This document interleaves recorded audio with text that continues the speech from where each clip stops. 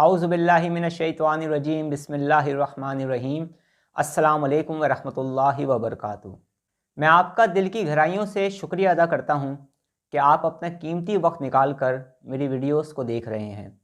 Thanks for watching my videos. आज मैं आपको एक ऐसी अजीम सूरत के बारे में बता रहा हूँ जिसको पढ़ने की बेशुमार बरकतें हैं, और इस माह रजब में आप इस सूरत को पढ़कर इसकी बरकतों को अपने दामन में समेट सकते हैं।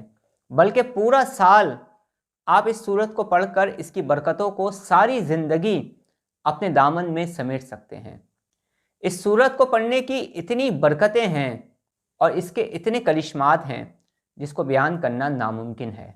दुनिया की कोई सी भी मुश्किल हो, चाहे वो मुश्किल पहाड़ जितनी हो, पहाड़ों की तरह वो ताकतवर हो और पहाड़ों की तरह वो मुश्किल आपके सामने हाइल हो चुकी हो, या कोई भी ऐसी जायज़ हाजात है, कोई भी दिल में ऐसी तमन्ना है जिसे आप पूरा करना चाहते हैं, दुश्मनों के वार से और दुश्मनों की चालों से अगर आप परेशान हैं और दुश्मनों से आप निजात चाहते हैं और दुश्मनों पर अगर आप फतह और कामरानी चाहते हैं, इस सूरत को पढ़ने की बरकत से इंसान की इज़्ज़त में इजाफा होता है।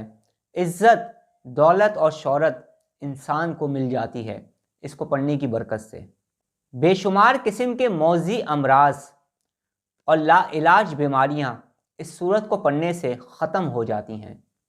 हर तरह के मर्ज़ से इंसान को निजात मिलती है, मसलन blood pressure, sugar, blood cancer, गुर्दे के मसाइल, जिगर के मसाइल, आईसाइट प्रॉब्लम, या जिस्म के अंदर किसी भी तरह की बीमारी है, किसी भी तरह का कोई भी हेल्थ इशू आपके साथ है, हर तरह की बीमारियों से निजात मिलती है।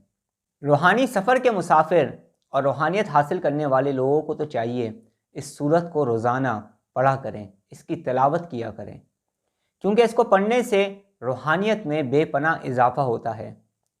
जादू, जिन्नात, नज़र बद, ब्लैक मैजिक, ईवल आई, नेगेटिविटी, नेगेटिव एनर्जी आपकी ज़िंदगी से और आपके घर से निकल जाती है और इंसान को जादू जिन्नात से निजात हासिल हो जाती है इसको पढ़ने की बरकत से। टेंशन, डिप्रेशन और एंजाइटी का ये आखिरी इलाज है, और ये अजीम सूरत है कुरान पाक की सूरह रहमान। सूरह रहमान पढ़ने की बेशुमार बरकतें हैं। आप रोज़ाना कम अज़ कम एक मरतबा सूरह रहमान को पढ़ा करें।